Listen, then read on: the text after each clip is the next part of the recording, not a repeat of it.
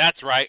We're back, and we got a special one with a few extra things that is about to go off right about now. But we gotta wait for our special little guy to announce himself. So, for those who don't know, Jared Evans, who is a complete asswipe who has blocked me on Facebook because that's what cowards do. Uh, he decided to have the grand idea to have a meeting at every single park this year for the Parks and Recreation Committee meeting. Terrible idea. I think it's completely dumb. I've told you many times of what's going on, but let's just continue. We got a long way to go. Good evening, everybody. And I got my Chairman Jolly Jared Rancher Evans, today. and we're going to start this evening's Parks and Recreation Committee meeting. We may have a few counselors that come in, straggle in here as time goes on, but what I'd like to do is start with introductions from my colleagues to my right, since I have none to my left. Sorry, okay. Thank you, Mr. Chairman. Jesse Brown, City Councilor, District 3. Brianne Delaney, City Councilor, District 2 on the north side. Jessica McCormick, District 16, Fiona. West Side. Dan Boots, District 3, Washington, Lawrence Township's northeast side. Frank Mascari, southeast side, Garfield Park. Thank you, Mr. Chairman. Krista Carlino, District 11, west side. Thank you. And I am Counselor Jared Evans, representing District 17. This will be my last meeting chairing the Parks and Recreation Committee. Thank God. Future Chairwoman Krista Carlino will be chairing them starting next month. Hopefully she has a brain and she starts holding the meetings at the city county building.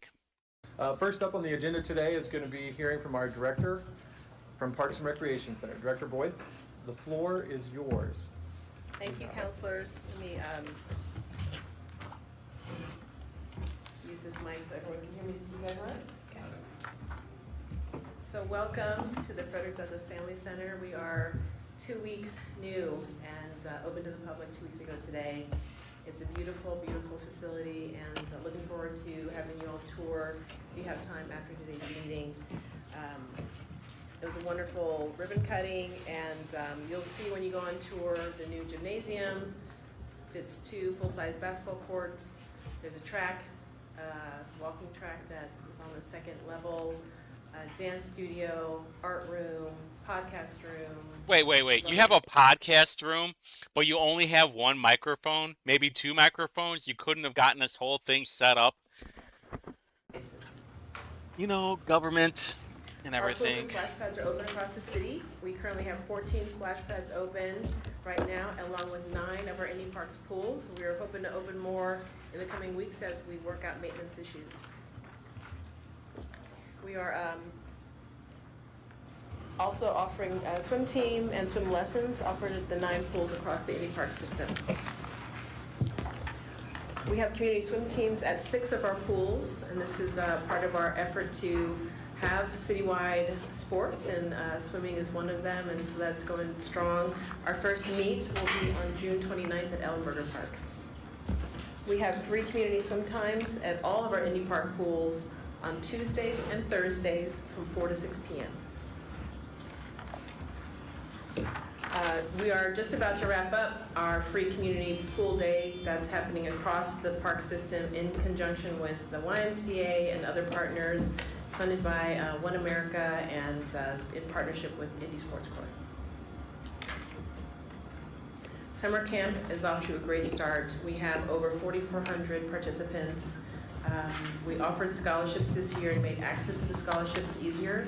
So we have actually distributed all of the scholarship funding that we have, which is marvelous. It's great that all of the folks that are able to access summer camps can access them this year. We also have, if you want to go to the next one, upcoming public meetings for our parks that are in progress, our park projects.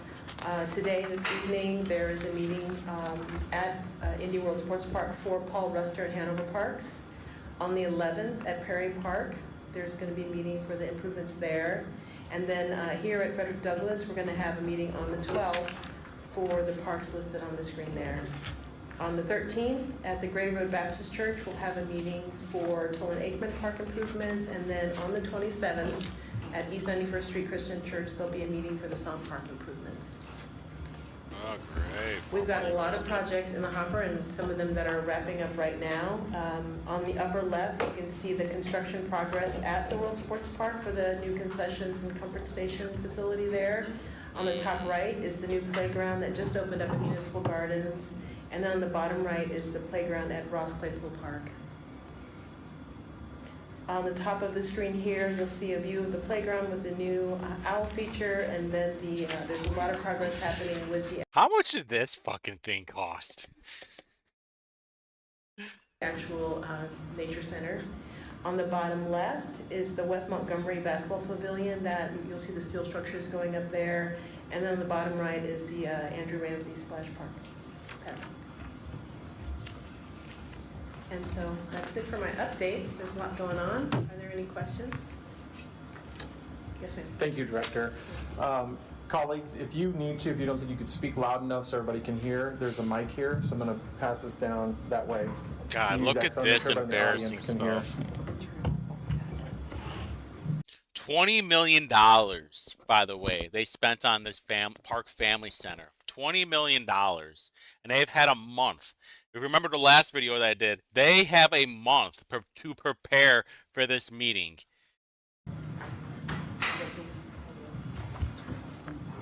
Thank you, Mr. Chairman. Director Boyd, I think it's great that we have all of these new construction projects. Fantastic. Is most of that funding COVID funding? I don't know if you could just address that. He's trying to not bobble his head, so he's using his fingers instead. He must be off his ketamine kick right now. Yes, he does take ketamine, and yes, he does have a weekly newsletter that he talks about how many times he goes to therapy, and I'm pretty sure he talked about how many medications that he's on. Sure. Many of the projects that are wrapping up this year are the playground projects that were funded through the American Rescue Plan funding. The projects that are beginning the design process, those are a lot of the first wave of the Lilly projects that are coming through. Yes. Thank you. You're welcome. Thank you, taxpayers. I just have no questions, but a couple quick shameless testimonials. I rode my bike and parked it. I feel bad for everybody over here. The amount of like shit breath that's coming out of him will be like a grenade that went off. Right in front of the family center here, outside, beautiful playground. And as I was parking, I saw a little, probably 5-year-old, who was running up, saying that he wished he could live there. I think actually the words he used were, "I wish this was our house." So that's high. I feel bad for that kid. That means they must have a really bad house. High praise, right? Yeah, And take then it. a friend of mine, I happened to see who was out with his kid in the playground, and he is an immigrant from England who's been all over the world and said this is by far the best park he's ever been to. So, well, I mean, it's brand new and it's $20 million. It's only been open for a few weeks, moron. May I? Yes, you may. Is this Oh, God, I don't know how to use a microphone. Thank you, Director Boyd, for the presentation. A couple quick questions on the public meetings that are set up. Yes. Just briefly, what's going to be covered and the scope and the purpose of the meetings, please? I'll turn that over to Don Coleman, who's managing that process.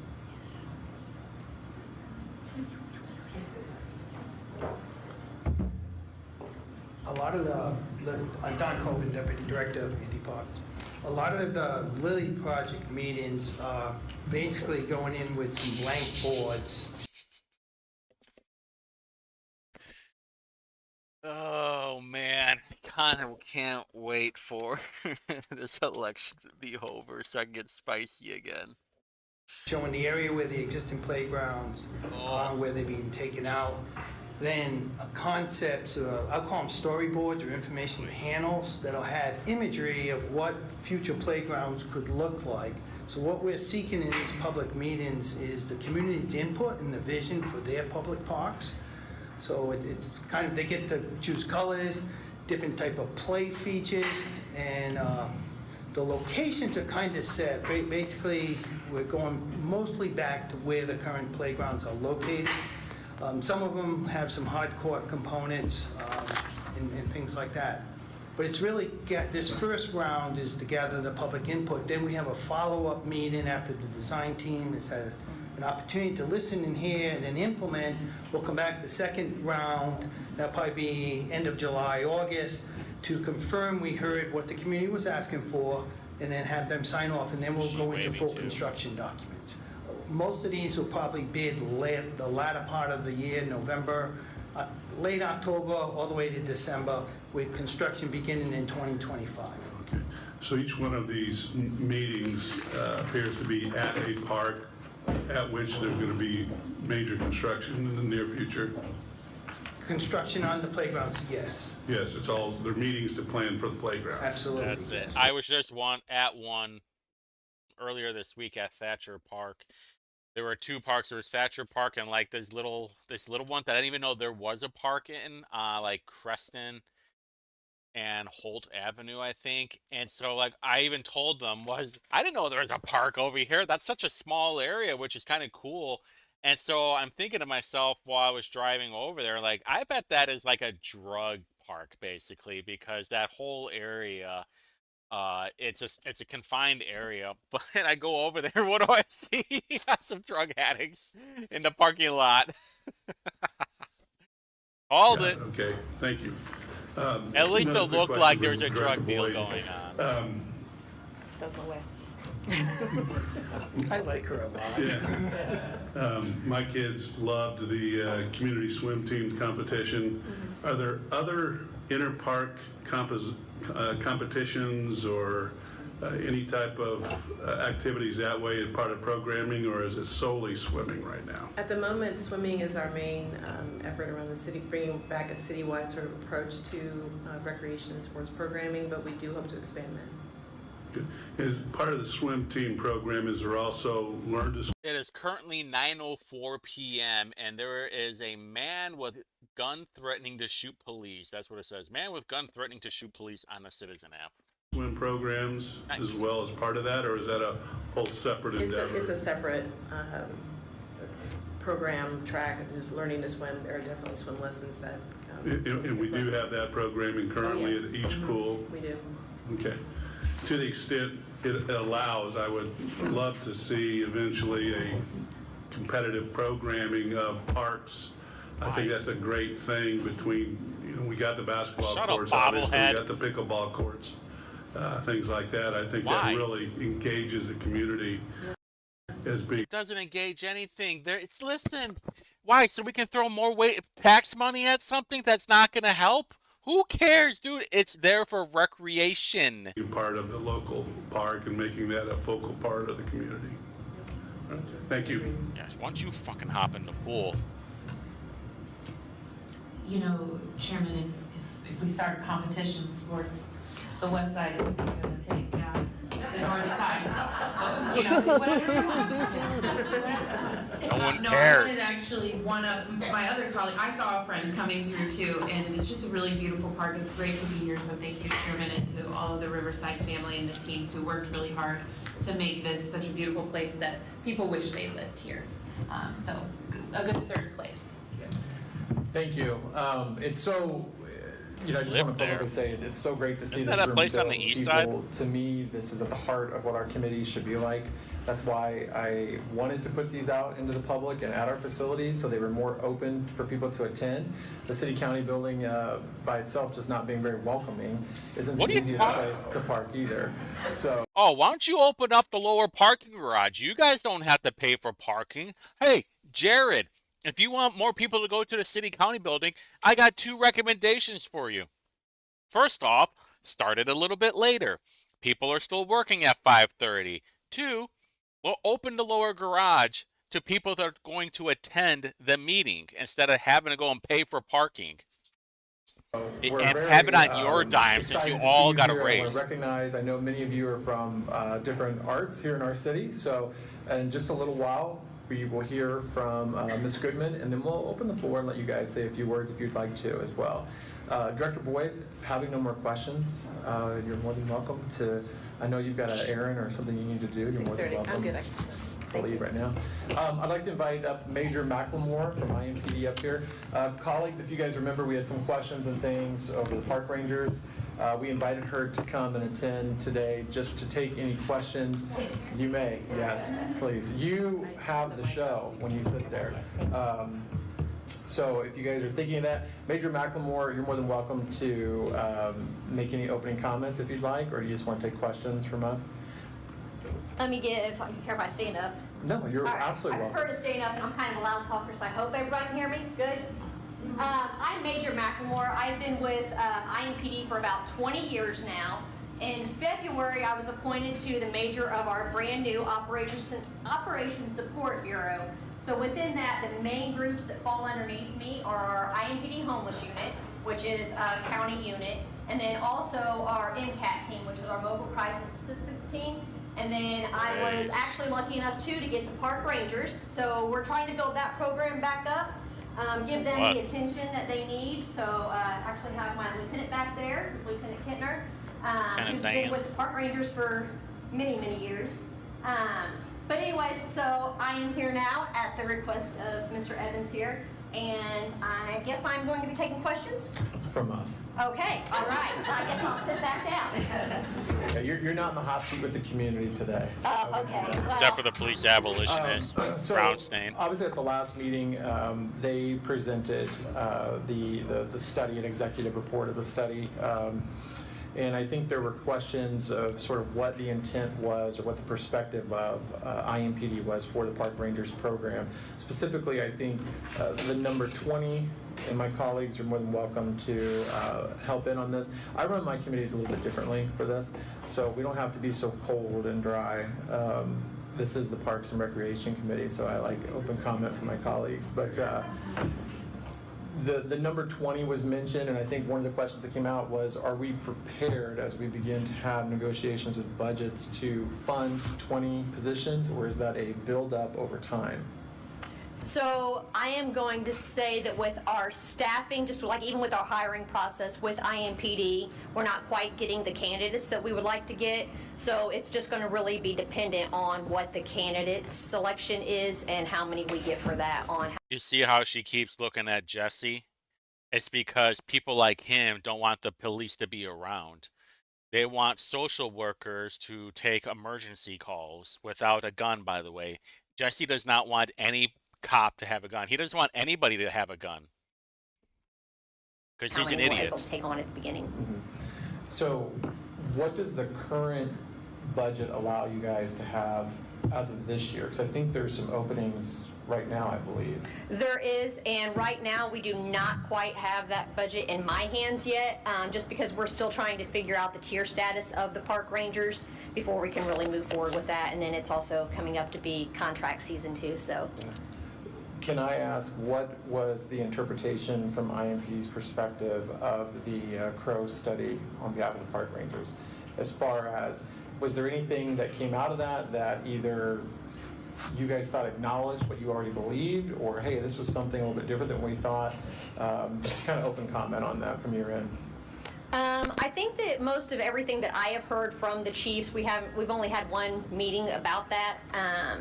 But from what I've gathered is just that they realized that the park rangers, they needed a steady home. They've been bounced back and forth too much, and it didn't give anybody a chance to really feel stable in what they were doing. So the hope is that now with them being under IMPD, they do have that stability and can get the focus that they need. And then once we can get that tier status figured out, then we can start getting more park rangers, which are needed, and we do realize that. So I think that there were definitely some things in there that they recognized and they also believed were true. Remember, too, Jesse does not want park rangers carrying a gun. He doesn't want the park rangers to be able to protect themselves in case there's some out of control junkie that wants to stab a park ranger in the neck, because he wants all the police to be gone, because he's a communist and he's a moron. All communists are morons. Not all morons are communists, but all communists are morons and socialists. They're in a different degree of morons, but definitely morons. Yeah, speaking on behalf of myself, not the committee. 230 something parks, I think we have facilities with 8 or 9 or 10 on a good day, amount of park rangers that we have just never has really sat well with me since I've been on this council, and took a deeper dive last year heading into this year. So I have, from my perspective, I don't think 20 is even enough. You know, it's funny. Jared could go work for them. He doesn't have a full-time job and he lives with his parents. So really money's not a concern for him. When we're talking about nights and weekends and all of that, and I think that study, what I took out of it was it showed comparable cities, populations, parks, acres, all that. We were below in almost every category. And I don't think 20 would even get us pretty much at par. I would say that when I came on 20 years ago, we had more than 20 park rangers back then, and I mean, the population's only grown, so of course 20 is not enough.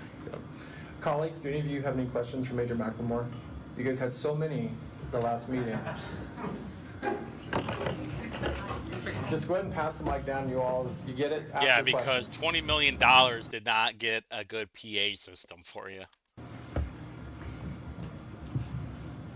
Thanks, Andrew.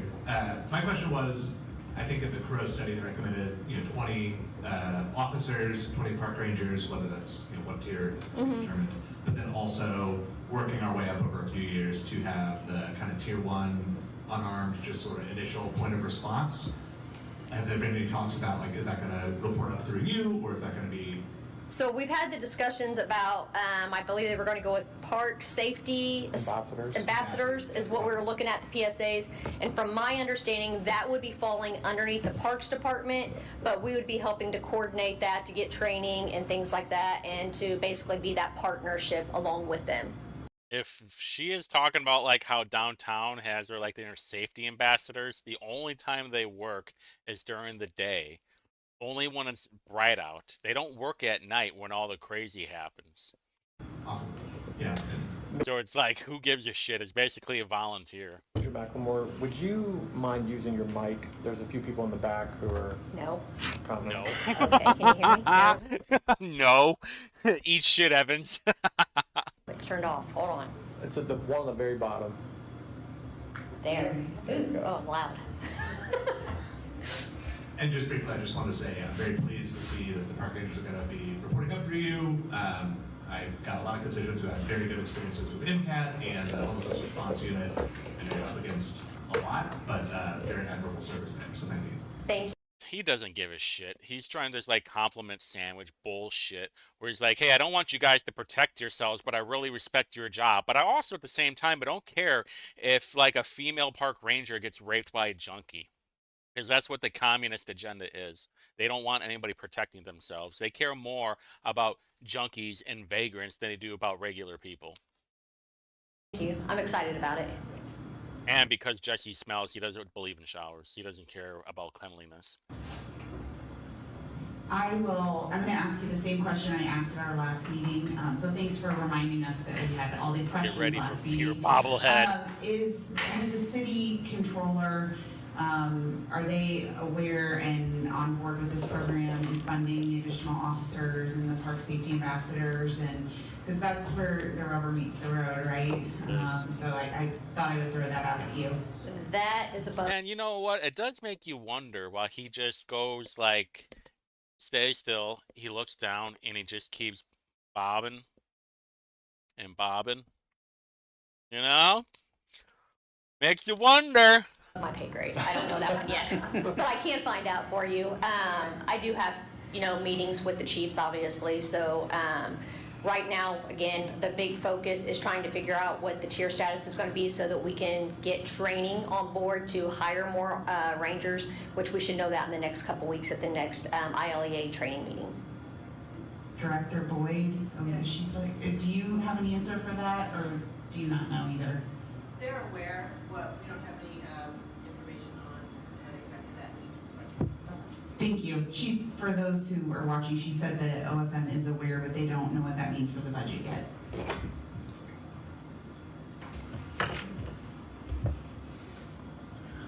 Thank you, Major.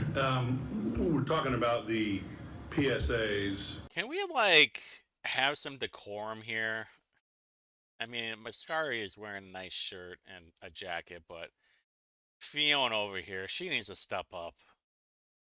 Are they I really considered do not like my a city councilor. full-scale park ranger, or are we talking our I think goal of she's just 20 a park giant rangers slob. plus some PSAs? 20 plus the PSAs. So the PSAs would basically, are you familiar with downtown street ambassadors? So they'd be kind of like that, where they could still help out and, They don't get do anything. the citizens the directions they need, help them out, get them in the right direction, and then if they were to need help, they would be able to get them the park ranger. Hey, I'm having a freak out right now. Where do I go? That away. That's where you go. And that's all the ambassadors do. They just walk around, ask how everybody's doing. They're like the friendly people, maybe.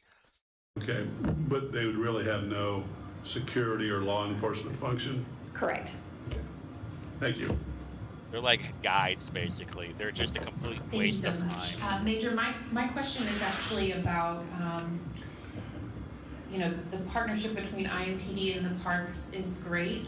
We have more and more water-based programming, whether it be natural water, like, at the reservoir, White River, and then poolside. My concern about safety is really with water safety.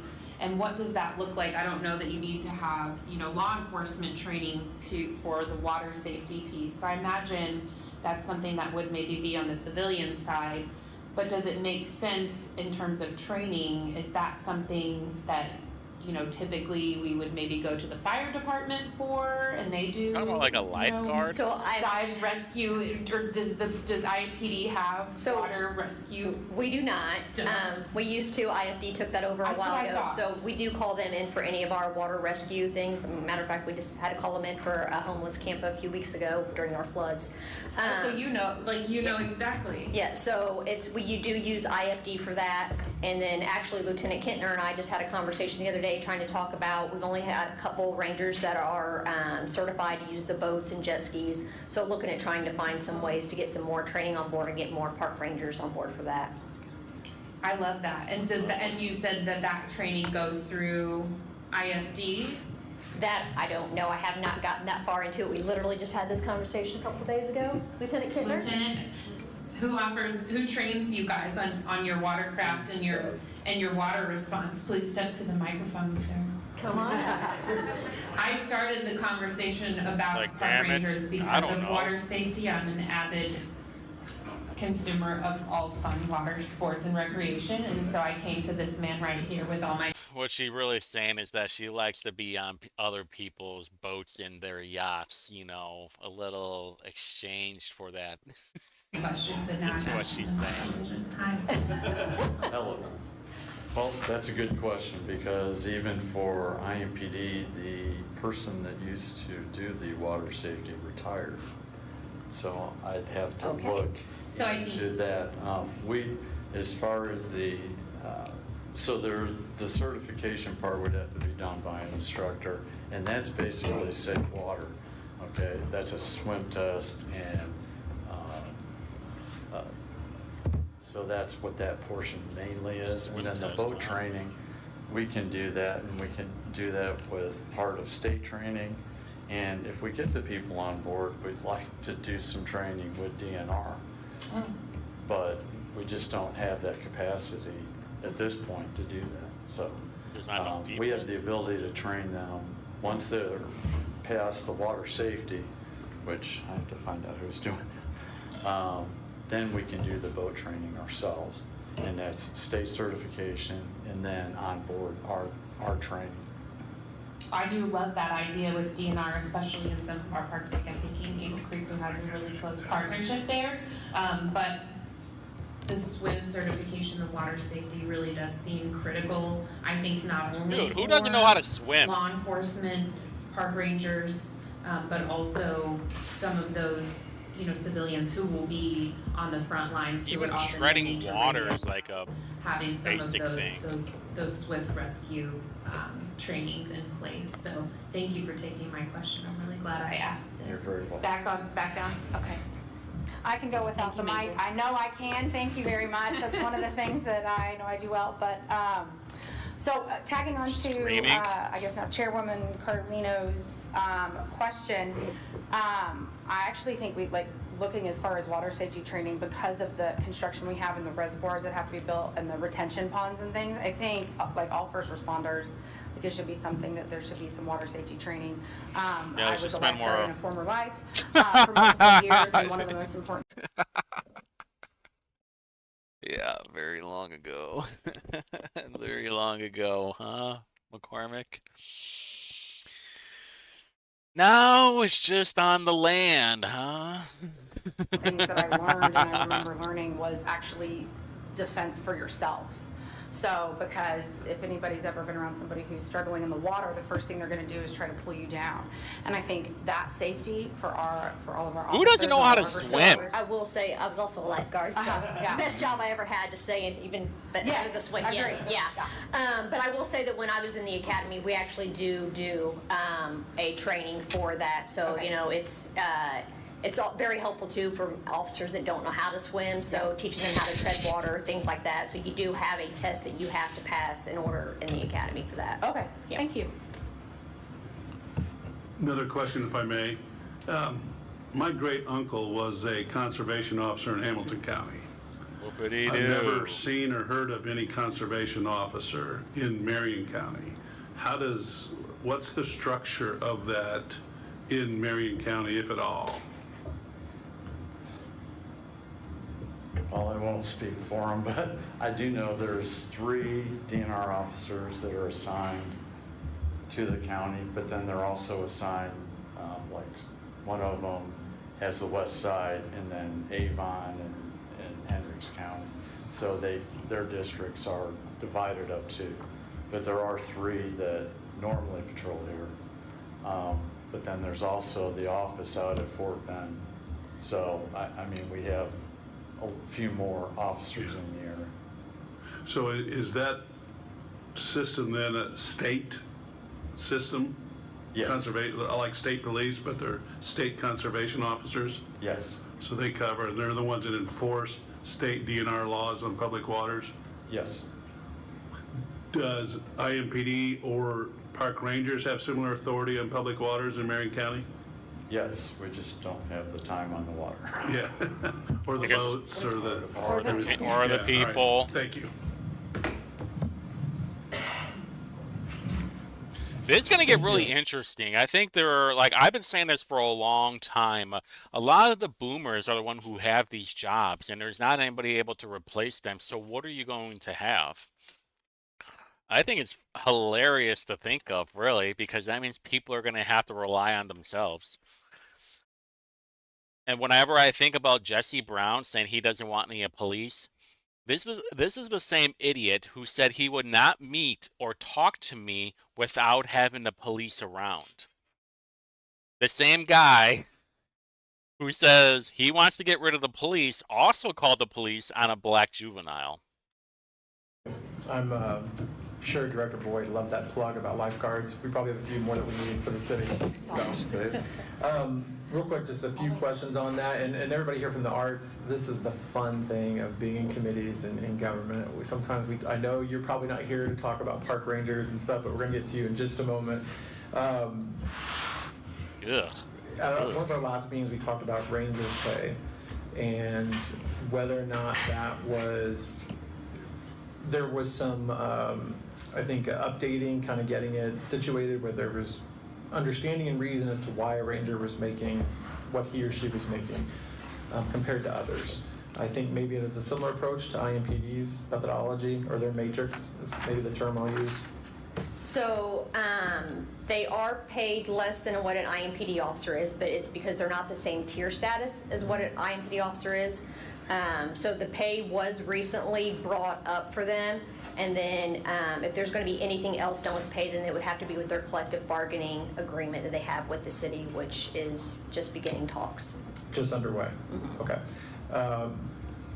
It seems to me that last year, maybe 2 years ago, they did not receive a bonus when we gave out a bonus to IMPD officers. With this study having been completed and sort of getting them rearranged, Are they going to be treated in similar fashion? And the reason why, I understand there has to be a difference in ranger pay and IMPD pay. Yeah.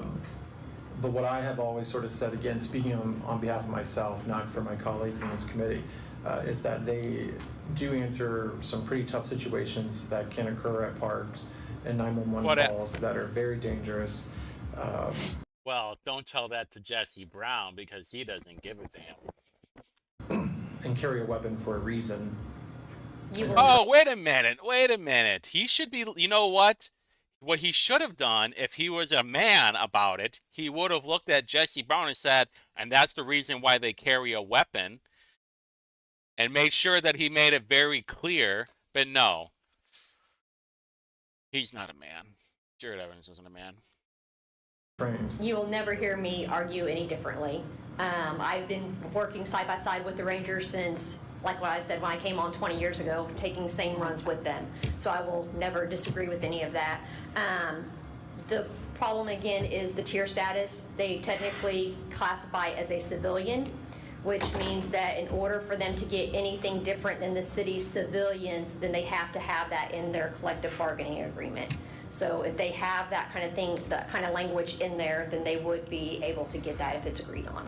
Okay, thank you. And the last question I had, I think several of us have been receiving over the course of our time on the council, and this has been increasing. And I know you and I have had a lot of this ourselves. Oh, shit. This is not on my end. This is on their end. The clock is still running. Here, you can see it. The clock is still running. You know, I asked for so little. Oh. But also, I know we had a particular situation where we could not remove individuals who were behind a residential with little kids. They didn't even feel safe enough to put them in the backyard. We couldn't remove them. If I recall, it had something to do with... It was on an easement. So it was city property, and with that, we have the homeless rights. So bill of rights that this council passed. Yeah, I'm pretty sure I know what he said. There was some bum junkie that was somewhere, and he couldn't be removed, and the people in a house were afraid. They didn't feel like they could leave their home, and it was because they were on an easement, and because Indianapolis has a homeless bill of rights. In 2015, so Councilor Mascari's the only one that's been on there since then. Yes. I believe 15 or 14. Yes. So with that, if it's on public property, we have to meet a certain threshold of public hazard, public safety in order to get that closed. And then there's a process that we go through with that. So if you have some bum or junkie on your property, it's going to be a while, pal. And you can thank the city council for that. You can thank people like Jesse Ass Clown Brown for shit like that. It was actually Leroy Robinson that introduced it. I think there was one in like 2019 or something that they updated. Always, it's pretty high and pretty hard to close a camp on city property. Just briefly, what is the process that you guys go through in trying to help? And again, this is, I think, for everybody's knowledge here, but also for the public. Because I think they often think that we just send IMPD out to remove them, have them arrested, but that's not what happens. No, so for our IMPD homeless unit, they're an amazing group of guys. They are very, very compassionate. They've all got 20 plus years on.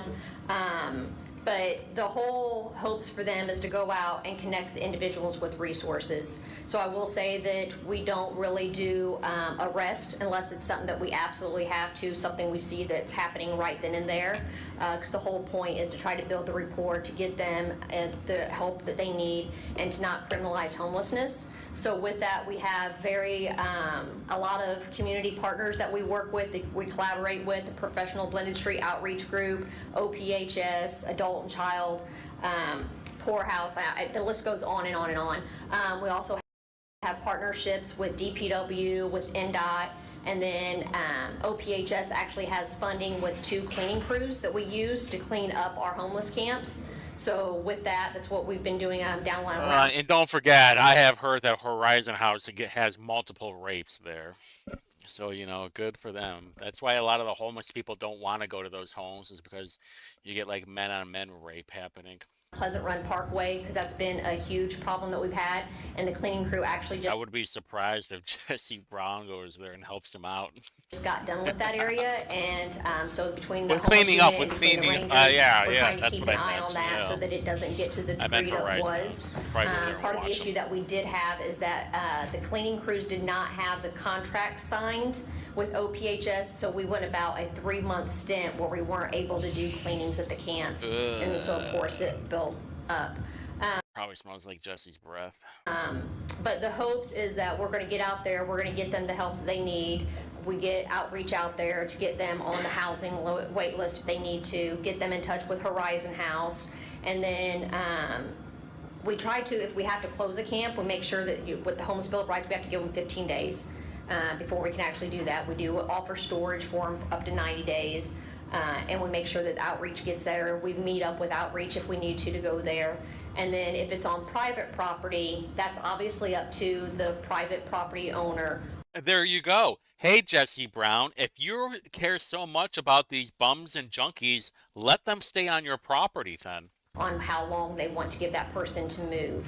We usually are able to finesse them into giving us at least a week or two to allow outreach to get there, to get services coordinated with them, and to get them in touch with them, because one of the biggest issues that we have is that if we have to move someone from somewhere, then it's finding them again. So if they do come up for housing, then we have to find them. So basically, if you do have some bum or junkie, a crackhead, of whatever on your property, it could take a week or two before they are removed. Think about that for a second. Just saying. I will say that with our group, we are also part of the PDSO. So with that, there's email list that goes out. So if we're ever looking for anybody, we all work together on that so that we can try to get them into the housing so they don't lose that. Okay. Thank you, Major McLemore. Lieutenant Kittner, I appreciate it. We're going to go ahead and allow you two to move on with your day. All right. Thank you so much. Have a good day, everybody. And I will say, I'm very impressed by the turnout at this park meeting. That's because like half of them work there and the other half are probably for some art thing. And I think most of them are probably here to hear from Miss Julie Goodman and our Indianapolis Arts Council. All right, well, I'll tell you what. We're going to break this down into two parts then, because this has like almost an hour of this crap, and I don't want to bore you with any of that stuff.